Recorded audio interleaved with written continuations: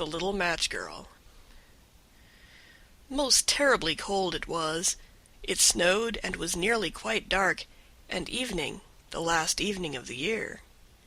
In this cold and darkness there went along the street a poor little girl, bareheaded and with naked feet. When she left home she had slippers on, it is true, but what was the good of that?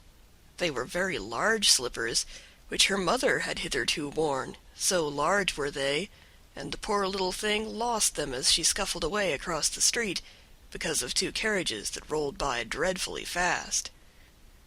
One slipper was nowhere to be found. The other had been laid hold of by an urchin, and off he ran with it. He thought it would do capitally for a cradle when he, some day or other, should have children himself. So the little maiden walked on with her tiny naked feet, that were quite red and blue from cold. She carried a quantity of matches in an old apron, and she held a bundle of them in her hand. Nobody had bought anything of her the whole livelong day. No one had given her a single farthing. She crept along trembling with cold and hunger, a very picture of sorrow, the poor little thing. The flakes of snow covered her long fair hair, which fell in beautiful curls around her neck, but of that, of course, she never once now thought. From all the windows the candles were gleaming, and it smelt so deliciously of roast goose, for you know it was New Year's Eve. Yes, of that she thought. In a corner formed by two houses, of which one advanced more than the other, she seated herself down and cowered together. Her little feet she had drawn close up to her, but she grew colder and colder, and to go home she did not venture, for she had not sold any matches and could not bring a farthing of money. From her father she would certainly get blows, and at home it was cold too, for above her she had only the roof, through which the wind whistled, even though the largest cracks were stopped up with straw and rags. Her little hands were almost numbed with cold. Oh, a match might afford her a world of comfort, if she only dared take a single one out of the bundle, draw it against the wall, and warm her fingers by it.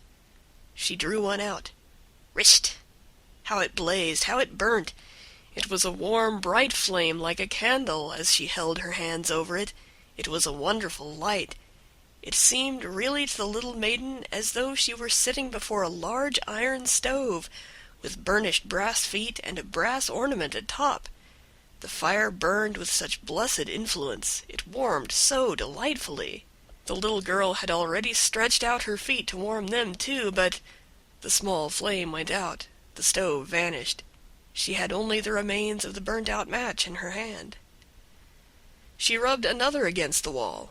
It burned brightly, and where the light fell on the wall, there the wall became transparent like a veil, so that she could see into the room. On the table was spread a snow-white tablecloth. Upon it was a splendid porcelain service, and the roast goose was steaming famously with its stuffing of apple and dried plums. And what was still more capital to behold was, the goose hopped down from the dish, reeled about on the floor with knife and fork in its breast, till it came up to the poor little girl, when the match went out, and nothing but the thick, cold, damp wall was left behind. She lighted another match. Now there she was sitting under the most magnificent Christmas tree. It was still larger and more decorated than the one which she had seen through the glass door in the rich merchant's house. Thousands of lights were burning on the green branches, and gaily colored pictures, such as she had seen in the shop windows, looked down upon her. The little maiden stretched out her hands toward them when the match went out.